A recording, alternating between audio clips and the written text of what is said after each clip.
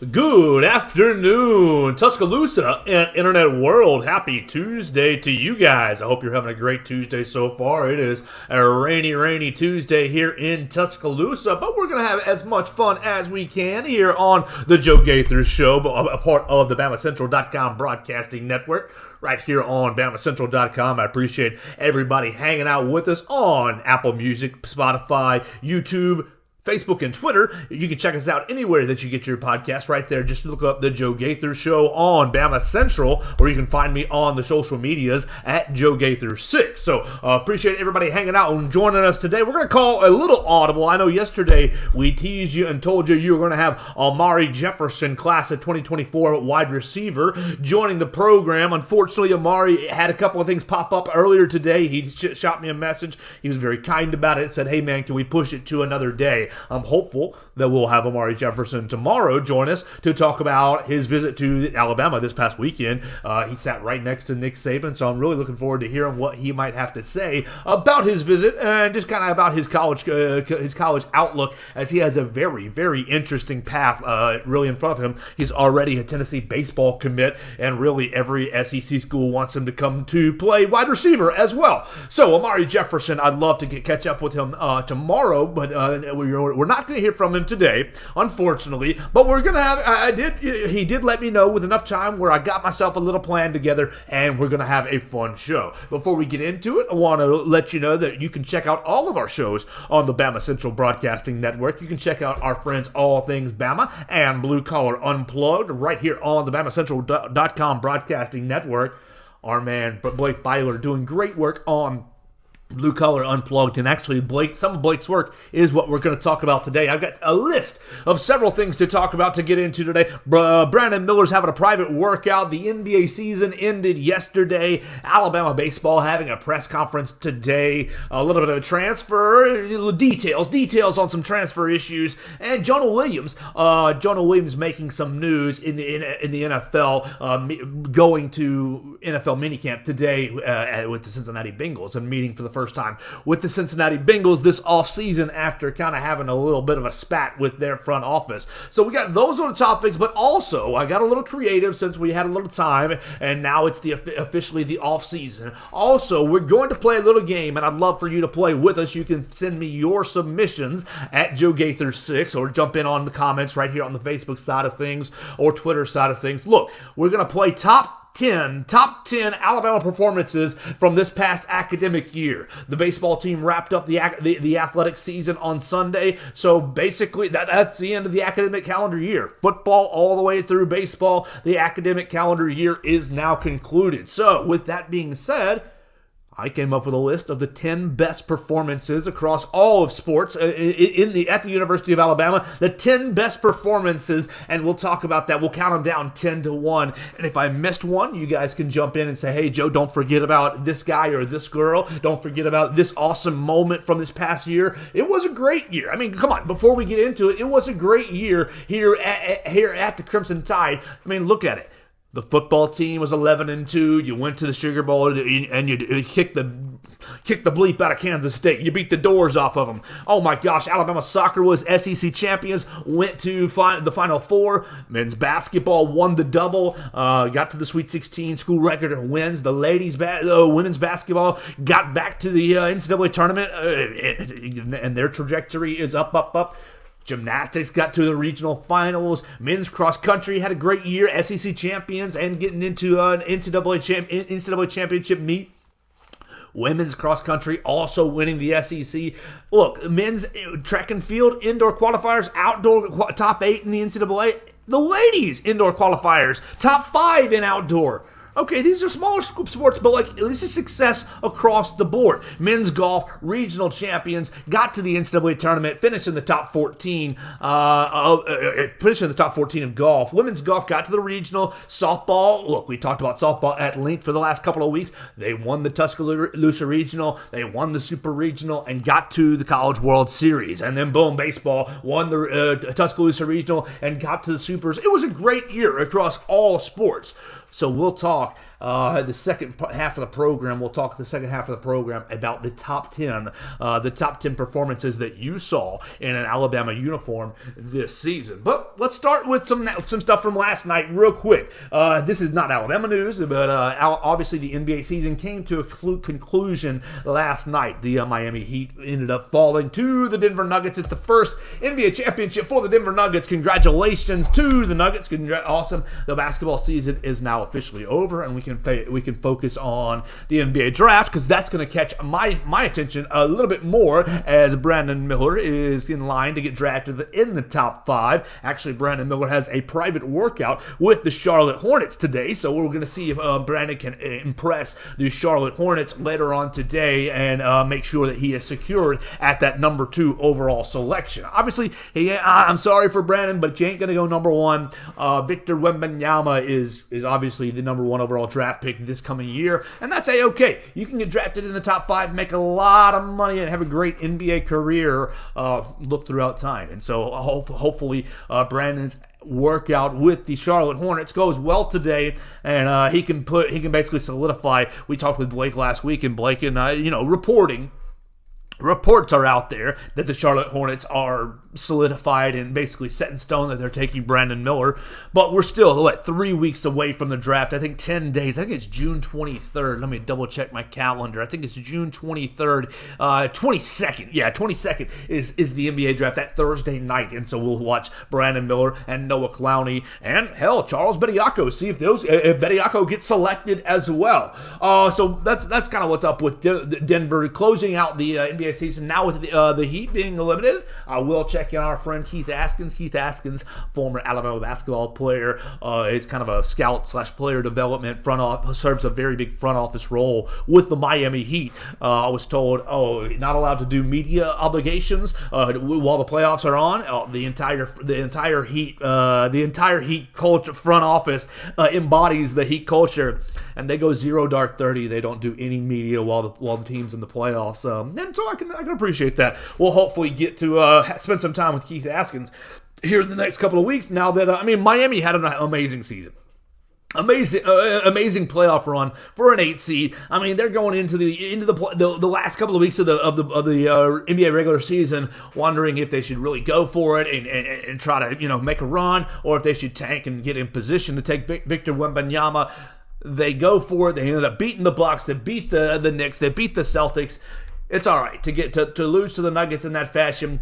One of the best players in basketball, Nikola Jokic, really, really special player. The Nuggets were the best team all year long, and congratulations and kudos to them. One little quick thing. Last night, and this always happens in championship games. This always happens on social media during championship games or really big games, and I hate it so much. Last night, you see the Miami Heat fans on social media.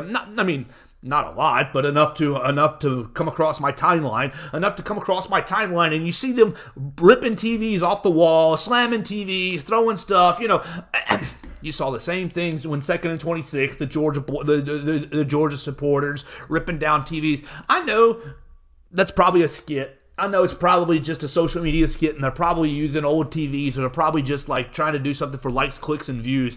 But there's not a whole lot. There's not a whole lot that really gets under my skin, rather than watching those videos of the fans who cannot handle their team losing. Look, I sat there and watched the pick play against Clemson. I sat there and watched Clemson beat the brakes off of us as well. I've seen some heartbreaking Alabama games, basketball, football, all kinds of things. I'm not about to rip my TV off my entertainment stand and throw it down through the wall and this, that, and the other. Those videos drive me absolutely nuts. So, just a pet peeve. And then one more thing about the NBA championship. My man, Nikola Jokic, yesterday, he's like, okay, we won. They're like, okay, are you ready for the parade on Thursday? You're going to celebrate the parade in 2 days. So you don't have to stick around. It was, oh, no, I have to go home.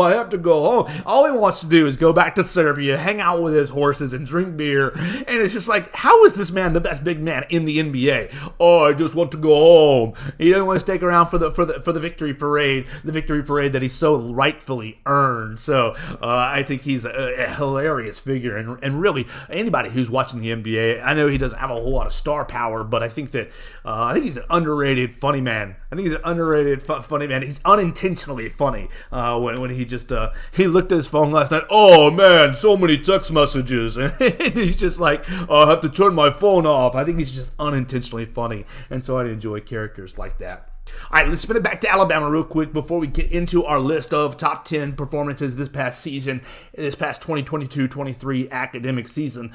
Today at 2 o'clock, 50 minutes from now, the University of Alabama is going to be introducing Rob Vaughn as its new head baseball coach. We talked about it just for a little bit yesterday right here on the Joe Gaither Show. If you missed it, you can check it out on Spotify, Apple Music, YouTube, Facebook, wherever you get your podcast. Look, we hired Rob Vaughn from the University of Maryland, the two-time Big Ten Coach of the Year. He's won 2 Big Ten regular season championships and a tournament championship. So, on paper, it seems great. On paper, it's a solid hire. The biggest issue for a lot of fans is, oh my gosh, we wanted to hire Jason Jackson. Look how good a job he did over the last 6 or 7 weeks. And hell yes, he did a great job. He did a fabulous job over the last 7 weeks or so, guiding this team to a regional, hosting a regional, and victory in a regional, guiding this team to 3 SEC series wins. He took down Vanderbilt, he took down A&M, he took down Ole Miss. 3 consecutive SEC series wins under his tenure. So a lot of people wanted Jason Jackson to get the head coaching job. Jason Jackson got passed over, but he's not leaving the staff, and I think that's a great thing. I think Greg Byrne won yesterday. I think Greg Byrne got a double victory yesterday by hiring Rob Vaughn and retaining Jason Jackson, because you retain Jason Jackson, that allows you to keep the core of the team together, the core of the team that's really bought into this program and bought into each other. I think it's very important to keep them together. We talked about that yesterday and the day before, yesterday and Friday. Keeping Colby Shelton, keeping Alton Davis, keeping the guys that are going to be the future, the Riley Quicks of the world, keeping these guys on the roster, not letting them hit the transfer portal. And I think Jason Jackson accomplishes that. I think Jason Jackson also embodies what it means to be an Alabama baseball player. And so I think Jason Jackson appreciates that. He talked a lot about Caden Rose and about Jacob McNary and about Garrett McMillan over the last couple of weeks. The guys who really appreciate the Alabama A, who value the Alabama A on their jersey. So I think Jason Jackson retaining him is an excellent move. Now, you bring in a guy like Rob Vaughn. He's taken Maryland from the basement of the Big Ten to, okay, now they're on the top of the Big Ten. We're not on the bottom of the SEC. Alabama, let's look at ourselves. We just hosted a regional. We're not on the bottom of the SEC. Yeah, we were what, a 7th, 8th seed, I think is what it was up there in Hoover. But we're not on the bottom. Obviously not on the top either, but hey, you're working with a better starting place, Rob Vaughn, here in Tuscaloosa than you were at Maryland. I know you spent the last, 6 years at Maryland, 8 seasons at Maryland, 2 as an assistant, 1 and 6 as head coach, but you're really starting with a lot better tools, I believe, than the Maryland Terrapins. Now, what's one advantage of bringing a guy like Rob Vaughn in? Well, right after Rob Vaughn gets announced yesterday, one of his Maryland Terrapins players hits the transfer portal. Can we get an Ian, how would I say this name? Petrutz, P-E-T-R-U-T-Z, Petrutz. Ian Petrutz hit the transfer portal, outfielder from the University of Maryland, hit 14 home runs, drew 44 walks, and had 56 RBIs this past season. So one of the better power hitters in the Big Ten hits the transfer portal, and so I think it's you know what? You're going to probably lose Andrew Pinckney, and I think you're losing Caden Rose. You need some outfielder help. You're losing Tommy Seidel. You're going to have to replace some outfielders. Go out and get Ian Petrutz from Maryland and go ahead and secure one of those positions on your lineup with a big bat, a big experienced bat who's already had success at Power 5 college baseball. So I'm looking forward to seeing exactly what Rob Vaughn does with the partnership of Jason Jackson. Rob Vaughn commented in his statement to Alabama Athletics that part of the reason why he was excited about taking the job, and one of the things that he wanted out of the job, was to ensure that Jason Jackson was still going to be employed by the University of Alabama and stay on the program. Jason Jackson now moves from pitching coach to associate head coach. and pitching coach. So he gets a little extra title on his job title, and I'm sure there's going to be a little bit of a monetary raise that goes along with that title change for Jason Jackson. And I'll just say from a purely media standpoint, he's been a pleasure to cover and deal with over the last 7 or 8 weeks. Very forthright and very open and honest, and really just I look forward to seeing what he continues to do coaching this Alabama team, even as the associate head coach. Hey everybody, happy June. Oh, happy June it is. Got to get my hotkey correct right there. Happy June it is. Let's move in a little bit a different direction. Let's head to our website, BamaCentral.com, where our friend Blake Byler has already started his series. We talked about Brandon Miller in our time with Blake last week, but he's already started his series, the Alabama Basketball Newcomer Breakdown. Blake told you about it last Thursday on the program. If you didn't hear it, you can listen to the Thursday edition of the show. But Blake got into his film breakdown already, so I'm going to pick up just what we see on BamaCentral.com. He's already started with Hofstra's Aaron Estrada, basically opening up what we're going to get out of Aaron Estrada, and this is really helpful for me because, I love Alabama basketball, I really do, but Blake follows college basketball like the entirety of college basketball. I'm really kind of just this keeping my eye laser focused on Tuscaloosa. So when I see Aaron Estrada transfer in, and I see guys like Joe Tipton and people who are in the basketball world tell us that this is a good pickup, I just got to trust them, and I got to trust my man Blake Byler when he says, "Oh, this is a really good pickup." I never saw Aaron Estrada play in the Colonial Athletic Association the last 2 seasons at Hofstra. Yes, he's been the 2-time CAA Player of the Year. Look, there's a great film breakdown right here on BamaCentral.com showing Aaron Estrada's skill sets and showing what he's going to be able to do. This is a audio medium, so I'm going to describe some of this stuff for you guys who are listening on Spotify and on Twitter and listening on YouTube. But if you want to look at some of this stuff, you got to go to BamaCentral.com. Blake Byler giving you a really great breakdown for free on Aaron Estrada. So look, first off, we see that he's a high-level scorer. 20 points per game, 5 rebounds, 4 assists per game, 2-time CAA Player of the Year, 6'4", 200-pounder, basically a ball-dominant guard. And I a little bit wonder about how another ball-dominant guard will fit into the Alabama system, but Blake Byler outlines it beautifully right here on BamaCentral.com for us, right here. I think, and Blake, I think, gets it exactly right. Estrada basically can serve the on-ball role and the off-ball role of the guard. He can dictate the offense. He can dictate the offense, but he can also be a catch and shooter, be a spot-up shooter. All right, so he was 37% behind the arc last year. 37% behind the arc last year. He would have 6'4", 205. Let's see, he was 59% on catch and shoot opportunities last season. So my man's can stroke the basketball, and I think it's going to be important to keep the floor stretched, especially if Alabama is going to be undersized. If Alabama is going to be undermanned in the front court. If Alabama's only going to be having, Nick Pringle and Grant Nelson to kind of hold down the fort on the front court, you're going to have to get heavy contribution from the backcourt. You're going to have to get really strong contribution from the backcourt, and Aaron Estrada is a part of that.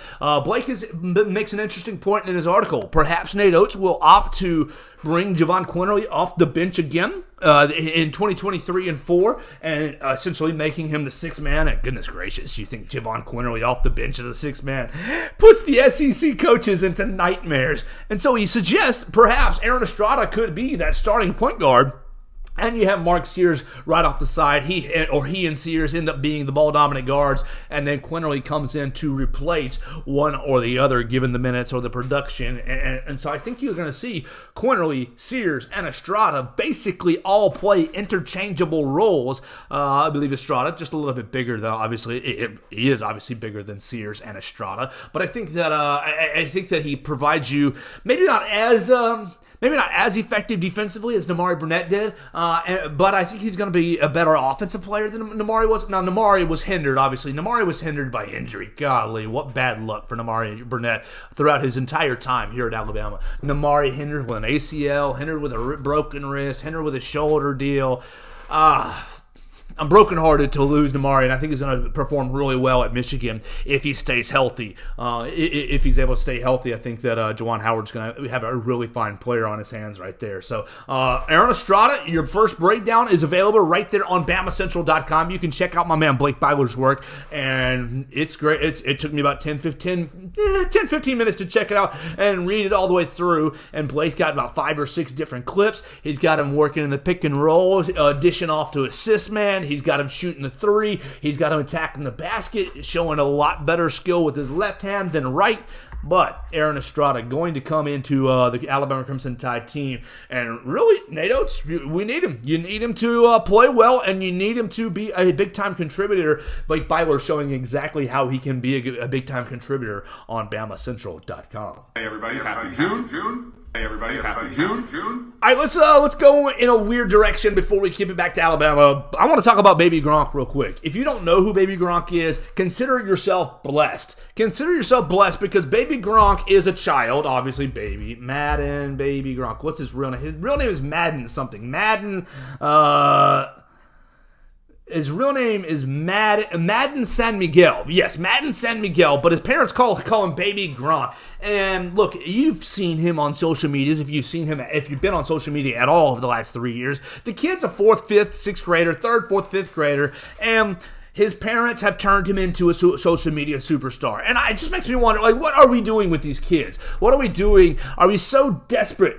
Look, I love name, image, and likeness. I do. I love name, image, and likeness, and I love the power to the athlete. I'm very pro-athlete, but good gracious. This is LeVar Ball on steroids. This is LeVar Ball just on another level. My man's, the father is basically running Madden San Miguel's life. He's 10 years old. He's been in the DMs of basically everybody who's anybody in the sports media landscape, and I just think it's disgusting what we're doing for likes and clicks and just for attention, really. Look, I didn't grow up during Pete Marinovich. I didn't grow up during that era, but I saw the 30 for 30. I've read the stories about Marinovich, and I've seen kind of the post-football despair that he went through. Look, you're setting this kid up for the exact same. You're setting this kid up for the exact same despair. And come on, look, would I want my future son or daughter to be an athletic specimen? Absolutely, I would love it. But I'm not gonna push them into it. I'm not gonna. Baby Gronk's dad says, "Oh, he's already on a regimen of rice and chicken, or of salmon and rice, or like cod and rice." Like he took the Rock's diet, Dwayne the Rock Johnson, and he modified it for a 10-year-old. And it's like, this is not good for a 4th grader. He's out there doing media saying he's going to skip middle school, he's going to skip high school, and just focus on football. And it's like, I don't understand it. I don't understand these scammers, these posers for social media. And I mean, it's obviously working to some extent, because the popularity for the San Miguel family has risen through the roof over the last 3 years. And look, you go to Baby Gronk's Instagram and he's got a bunch of followers and he's really popular, but it's just, we got to be better for our 10-year-olds, for our 12-year-olds. We got to be better for our children as a whole. We have to be, come on. Protect our children. You're setting up this 10-year-old. I just watched before I went live, I just watched the clip that's going around social media where Baby Gronk is apparently doing an interview. He's being asked by interviewers a series of questions, and Baby Gronk answers them, but every single time, Dad says, no, answer it this way. Hey, no, say this instead. And he's always telling him to say weird things. He's always telling him to say weird, disgusting, strange things. And so it's like, Dad, what are you doing to your son? What are you doing to your kid to give him this bad name? Like, he's going to be 15, 16. I didn't get that. Could you try again? He's going to be 15, 16. Oh, how do I turn you off, Siri? I couldn't find he's going to be 1,516 inches. Your Apple Music library. Yeah, turn you off, Siri. That was a fun mistake. I didn't realize how that would turn on. Yeah, he's going to be 15, 16. He's going to be embarrassed by all his social media posts. I was embarrassed by my 10, 12-year-old posts. Like, come on. You're ruining this child. And it makes me really sad as someone who loves football, who loves watching, I like high school football, and I want the kids to be successful. You are setting this kid up for absolute failure and huge pitfalls when he turns 18, 19, 20 years old. What happens if he doesn't actually get a D1 scholarship? Because your father's actually 5'9" and you actually don't develop after puberty, and you might be a big 10-year-old, but trust me, I was a bigger 8th grader. I was one of the better 8th grade football players, and then everybody sort of passed me. And my dad, I love you. Thank you very much, father and mother, for all your support. Thank you for not putting me out there on social media during my 8th and 9th grade year when I was actually pretty decent. I was like decent.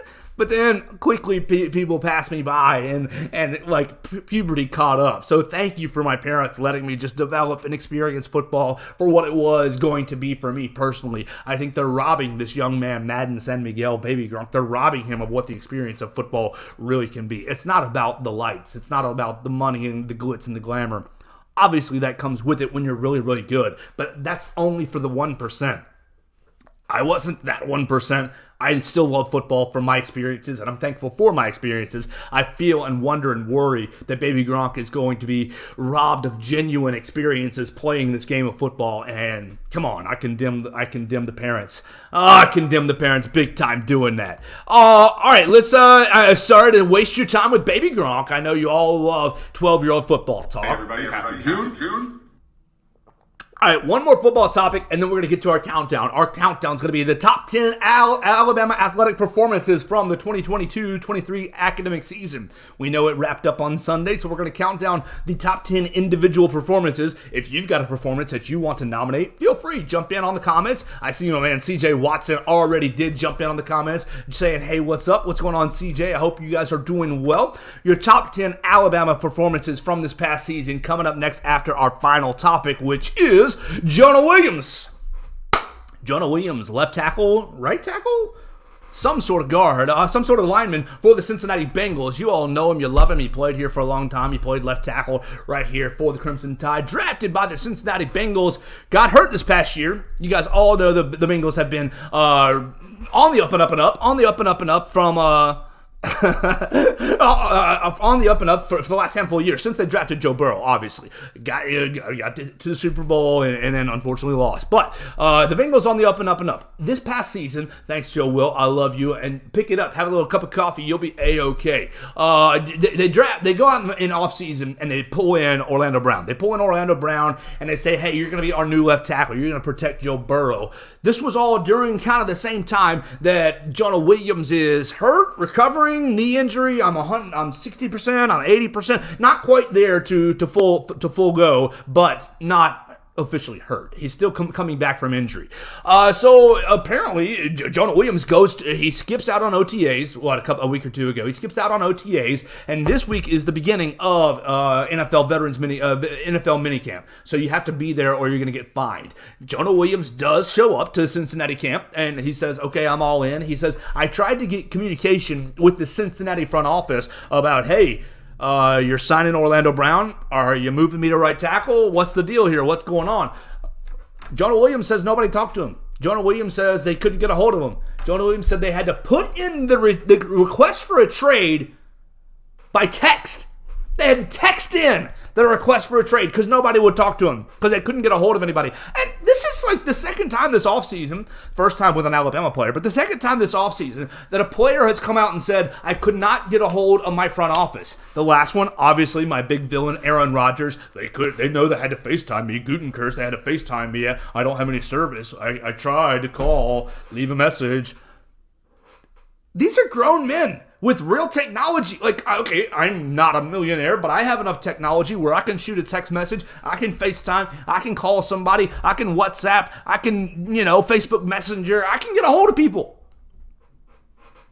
And these grown men can't? These grown men, these agents who it's their job to communicate, can't get a hold of these front offices? Something's not right there. Something's not adding up there. Well, anyways, Jonah Williams basically says, I'm here now. They basically said that Orlando's playing left tackle and I got to learn right tackle. I'm here now. I'm in on it. And it sounds like he's going to play right tackle to the best of his ability and then look for a new job somewhere else in the near future. So Bengals might be looking to trade Jonah Williams unless they see him walk and receive nothing in return. I think, look, Jonah Williams, fine offensive lineman. If you were to walk, you have a bunch of teams coming after you. I don't know that Orlando Brown is I don't know that Orlando Brown is an upgrade. I think he's a slow-footed guy, slow-footed, unathletic fella. But, hey, Cincinnati knows better than I do, are evaluating better than I am. Obviously, it's not my job to evaluate NFL talent, or I'd be doing that instead of gas-bagging about the talent. All right, so that's kind of our topics for the day. I'm hoping that we catch up with our man Amari Jefferson tomorrow, right here on BamaCentral.com on the Joe Gaither show. I'm hoping we catch up with Amari Jefferson tomorrow. We will catch up with Christian Miller on Thursday. That's confirmed. So Thursday at 1 p.m., Christian Miller going to join me. Let's go ahead and have a little fun. Let's play a game and, have a little debate. Let's throw out some performances, and we'll see how you guys feel about it. This is the top 10 athletic performances from the 2022-2023 academic calendar year. This is Bryce Young's final year. This is Brandon Miller's season. This is Montana Fouts' year. This is all the sports from the past year. Because, like we have said now 2 times, and this will be the 3rd time, the year officially ended on Sunday. So, number 10. We're going to start number 10 all the way to number 1. If you can guess any performances, throw them in the comments. Or if you have any that I've missed out or left out, throw them in the comments. Or if you think my order is all out of whack, feel free to disagree with me. But number 10 goes to Chris Robinson. Oh, yeah. Oh, yeah. You haven't heard of him, so I need to tell you about it. Chris Robinson. Chris Robinson is an NCAA champion. One of the few, the only, I believe, NCAA champion that's on this list. Chris Robinson, sophomore sprinter for the Alabama Crimson Tide, won the 400-meter hurdles last week. About last week. Last week he won the 400-meter hurdles, running a 48.12. And let me tell you, that's a disgusting time. It's the fastest time for any college athlete in the event this year. It's the fastest time ever in an Alabama uniform in the event. Well, we'll put this into average Andy perspectives. I ran the 400, not the hurdles, the 400 in high school. Again, average Andy, and I was running about 57, 62 seconds, 58 seconds, right about 1 minute to get around the track. This is one lap around the track if you can't picture it. But throw a bunch of hurdles in there. Too. My man's runs 48.12 for an entire lap. I think it's a dozen hurdles. It's 8 or 12 hurdles for the entire lap. And so there's my number 10 performance. The only NCAA champion on my list is Chris Robinson, winner of the 400-meter hurdles, NCAA championship for our Alabama Crimson Tide. Won the NCAA championship last week. I think it was last Thursday, actually. So you come in at number 10, Chris Robinson. Number nine. Brittany Davis. If you watched any Alabama women's basketball this year, Brittany Davis obviously stood out as one of the better players on the team. And the basketball team, as we outlined earlier in the program, did make it to the NCAA tournament. The basketball team is on the up and up, but at Missouri, a road game, Miss Brittany Davis put up 33 points, 8 rebounds, 3 assists, and 3 steals to lead the Crimson Tide to victory. And really, down the stretch of the season, the women's basketball team, the women's basketball team, the baseball team, the softball team, that seemed like it was kind of a theme down the stretch of the season to play their best ball. And so I got to give a lot of credit to Christy Curry. Look forward to seeing what she's ending up doing, what she's going to end up putting on the floor next season. First off, before you even see what the product's going to be on the floor next year, I will tell you she's already got the leader in the clubhouse for best name on any academic team. She's got Burger. One of her players is nicknamed Burger. Alabama women's. I just saw it earlier. Women's basketball roster. I just looked at it as I was prepping. Deljanae Burger Williams is a graduate student transfer from Indiana State. Deljanae Burger Williams, already the leader. Sorry, Kool-Aid McKinstry. You can only win it so many times. But they also got Loyal McQueen. So, come on, 2 of the best names already lined up for 2023-2024. And we applaud Miss Brittany Davis for her number 9 performance at Missouri. 33 points, 8 rebounds, 3 assists, and 3 steals. All right, We keep it rolling. Obviously, I am basketball biased. I have 3 men's basketball performances on the rest of the list. And we go with number 8, one of 2 Brandon Miller performances versus Vanderbilt. 30 points on the road at Vanderbilt. 30 points, 10 rebounds, and 1 assist. You know this from this was the first game. The first game after the tragic shooting. And our thoughts still remain with Miss Jamia Harris and her family. Terrible. But this was the first game after the shooting. Brandon Miller, basically the whole team has gone through questioning, police questioning, and then has to go on a road trip shrouded with rumors and all kinds of things hanging around them. Had to go on a road trip, go up to Nashville, a place where Alabama has struggled, historically struggled. And Brandon Miller says, no, I'm not affected by any of this noise. Y'all can all chant lock him up at me. They can all chant Killer Miller at me, whatever they want. I'm going to go for 30, 10 rebounds, and an assist, keeping the momentum for the Alabama basketball season going. And really, I mean, as you go through this list, you'll see how important every single win was. It came down to the wire in the SEC to win the SEC regular season championship. So Brandon Miller, your 30-point performance against Vanderbilt comes in at my number 8.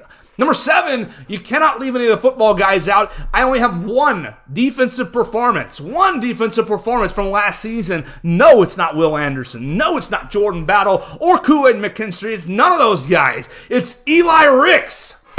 Eli Ricks comes in at my number 7 versus Mississippi State. His first start for the Crimson Tide last year. Yes, it took him like 8-9 weeks to get onto the field. But when Eli Ricks did get onto the field, he won the SEC Defensive Player of the Week. He was Bednarik Defensive Back of the Week. He got 10 targets thrown his way. We all know Will Rogers, and at that point, rest in peace, Michael H. Will Rogers throwing it all over the field. 10 targets thrown his way. He only allowed 1 catch on the evening and had 5 official pass breakups. Some say 7, some say 5. I think 5 official pass breakups for Eli Ricks. Now, unfortunately for Eli, just wasn't able to keep it really rolling at that high level. And so Eli Ricks, like a flash in the pan, you were really, really good the one time you were out there.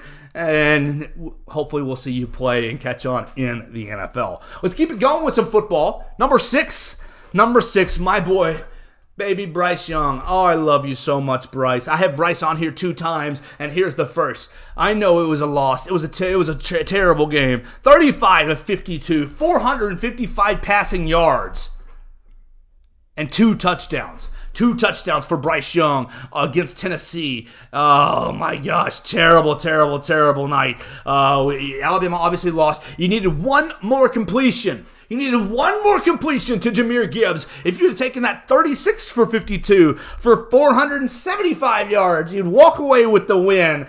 Oh, Bryce Young. But you got to give him so much credit in that game. Obviously, Alabama lost. It wasn't the offense that let us down. The defense let Tennessee walk all over you. You saw Jalen Hyatt and them boys throwing it up against Alabama. So, Bryce, what a game. Gutsy. Taking late hit after late hit, dealing with all kinds of pass protection issues, unable to really run the football. I'm going to give Tennessee credit. Their defensive line shut down the running game in that contest. But Bryce, firing away, never say die, throwing all the way to the end, putting on one of the best performances that I'd seen this year, coming in at number 6. Number 5, you cannot neglect the gymnastics ladies. Luisa Blanco comes in at number 5 for me, basically the veteran on the Alabama gymnastics team. She goes to Auburn. To Auburn against Suni Lee, the Olympic gold medalist. And what she's like, oh, I see your Olympic gold medal, and I'm going to smack you around real quick. Luisa Blanco goes to Auburn, puts on a 39.75 all-around score, her highest of the year. She scored a perfect 10 on the balance beam, a 9.95 on the vault, a 9.975 on floor, and oh gosh, the low score of 9.825 on the bars. Luisa Blanco really carrying the banner for the Alabama Crimson Tide, taking it to Suni Lee and the Auburn Tigers, and really it's a big win to get one over on Auburn, as Coach Johnson came from Auburn. You always want to go ahead and beat the team that you came from, and obviously anytime you can beat Auburn, it's a huge deal. All right, you keep it rolling. Only 4 more left. 4 more left for our top 10 performances for the Alabama Crimson Tide academic season. I want to know your top 10 performances. If I'm missing any, if anybody's getting disrespected or is anybody's too low, go ahead and drop them in the comments. If you've got anybody, oh, Miss Julene, I see your comment. I love your comment, but I don't have any adapted athletics on my list. They had a great season. Absolutely had a lot of great performances, but I have no adapted athletics on my list. We need to look some up to get them on my list. Let's go into number 4. Number 4, you see the theme, back-to-back performances against Auburn. This time, it's Javon Quinterly. JQ, oh my gosh. If nothing else, thank you for your 24 points, 6 assists, and 3 steals that night right there in Coleman Coliseum, a couple of miles away from where I'm sitting right now. I lost my voice in Coleman Coliseum screaming for JQ to bring us back, to continue. I mean, look, Auburn coming into Coleman Coliseum, they think they're going to upset us. They think they're going to ruin our chances for the SEC regular season championship. But JQ says, oh no. Let me go out there, and he really took over it's not quarters, it's halves, but he took over the second half of the second half. Really, the fourth quarter of that ball game was all Javon Quinterly, and honestly, sir, thank you so much. I know that some people are, maybe think that it's time for you to move on. I'm grateful that you're coming back, and it's going to be awesome to have you one more year. I'll take all your experience. You're one of the dirtiest guards in college basketball. I love watching you get to the rim. People say you dribble too much. I don't hate that at all. I love your style. Keep being you, man. Get to the cup and making things happen for this Alabama basketball team. Number 4 comes in with Javon Quinterly against the Auburn Tigers right here at home. 24 points, 6 assists, and 3 steals. Okay, now we're down to the top 3. Top 3, and you cannot forget the queen, the people's queen, Miss Montana Fouts. Miss Montana Fouts comes in at number 3, and really I could have chosen a lot of performances from her, but I chose her weekend against South Carolina. Why? She started 2 games. She pitched 16 innings. Yes, the first game went into extra innings. She pitched 16 innings. She gave up, 3 hits in game 1, no hits in game 2. So across 16 innings, only giving up 3 hits. 25 strikeouts in both games, winning both games. It was her 3rd no-hitter of the season. Our Lady, Montana Fouts, forever may you reign. I cannot put into words how much I'm going to miss Montana roaming the circle. Just 1, her impeccable prowess as an athlete. 2, her leadership and what she means for the softball program off the field. Oh my gosh, she just attracts so many fans to her. It doesn't hurt that she's an attractive lady, and she is going to blow you away at the plate. So, Miss Montana, your weekend against South Carolina comes in at number 3. 2 games, 16 innings pitched of 3-hit softball, a no-hitter in game number 2, 25 total strikeouts across the 2 games. Just amazing for Miss Montana Fouts. All right, number 2, we got to go back to baby Bryce Young. We can't put one of the losses on here without putting the best win on here. Bryce Young gets Alabama to the Sugar Bowl and goes 15 of 21. Only 6 incomplete passes. 15 of 21 in a little over 3 quarters of work. 321 yards, 5 touchdowns for Bryce Young against Kansas State. The swan song, the perfect goodbye to the Alabama Crimson Tide Nation. What a beautiful performance. A third of his passes in his last game go for touchdowns. And I'm not sure that we really understand how much you're going to miss Bryce Young going forward. I know a lot of the conversation has been who's going to play quarterback. Jalen Milroe, Tyler Buckner, Ty Simpson. Who's going to play quarterback for this Alabama Crimson Tide team? And it'll get worked out, and it'll be a fine quarterback. But just the magician, the Houdini nature of Bryce Young, being able to get out of any situation, being able to see the whole field and see plays develop, reading the field, Bryce Young is just impeccable and amazing. And his last game against Kansas State comes in at number 2. Really? I mean, what more can you say? I don't know that you can put up another game above that Kansas State game. I know the meaning was not really that high. It was a bowl game, a Sugar Bowl that nobody really cares about, but it was such a beautiful performance, so efficient, so perfectly efficient, knocking out the Kansas State Wildcats. I had to put it up at number 2. All right, and number 1, oh, my man, Brandon Miller again. Brandon Miller for the second time making the list. The top performance of this Alabama athletic season was Brandon Miller at South Carolina. I mean, come on. 41 points, 8 rebounds, 3 steals, 2 blocks, and an assist. That stat line by itself is enough to capture your attention. But if I told you it's the first performance after people realize, oh, Brandon Miller, quote, delivered the gun. Brandon Miller was present at the shooting. Brandon Miller was involved. All the noise, even louder than the first game against Vanderbilt. All the noise. You go on the road, lock him up. Brandon Killer. All the noise at South Carolina. And you know what? The team played like doo-doo. The team didn't play that well. The team looked around and said, Brandon Miller, will you save us? And what did he do? He said, yeah, I'll save you. Give me the ball at the end of the ball game, and let me go down the lane, hit this layup to send us into overtime, and I'll just stand around and watch in overtime. I'm going to do the exact same bleeping thing in overtime, and I don't care what you're chanting at me. I'm taking Alabama out of here with a win. Brandon Miller, 2 great end of clock buckets, end of clock moves, layups to take the Tide into overtime, and layup to win the game at South Carolina. 41 points, 8 rebounds, 3 steals, 2 blocks, and 1 assist for Brandon Miller. And there's my top 10. My top 10 Alabama performances of this academic calendar year. Look, it was a special year. We've outlined it a couple of times on the program. Sure, we didn't have a team win a national championship, but we had lots of, you're around the top end. You're competing at a high level in nearly every major sport. And with that came several great performances this year. I'm going to go ahead and wrap up our show today. We will retry Amari Jefferson tomorrow, 2024 wide receiver from Baylor High School in Chattanooga. He said, I have a couple things to do today. I don't think I'll be available in time. So hopefully we'll get Amari Jefferson tomorrow on the program. On Thursday, we're planning on having Christian Miller join the program, former Alabama linebacker and Carolina Panthers linebacker. You could hear him now at 11 a.m. on the Miller's Edge on Tide 100.9. So we'll talk to him on Thursday about all things Alabama football. I cannot wait to get into a discussion with Christian on Thursday, and then we'll keep it rolling on a Friday. I got a couple people I'm gonna reach out to and see if we can get them in here on a Friday.